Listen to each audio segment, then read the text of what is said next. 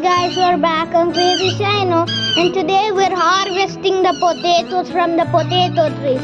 Their life is done, so this is one of the potatoes.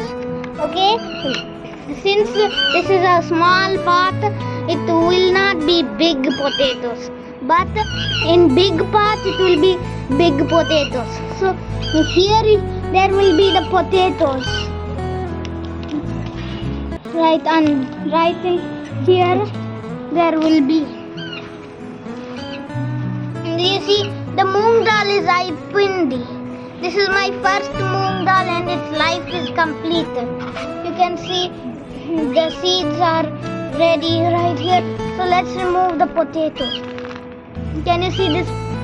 This is a potato. And let's bring more potatoes.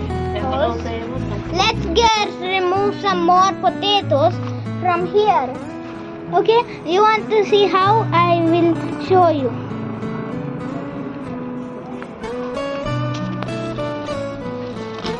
There, we've got the potatoes. This one has so many potatoes. See? Remove the lights up here. And here we are. Let's bring it over here. And let's put the potato right over here. We will plant these again.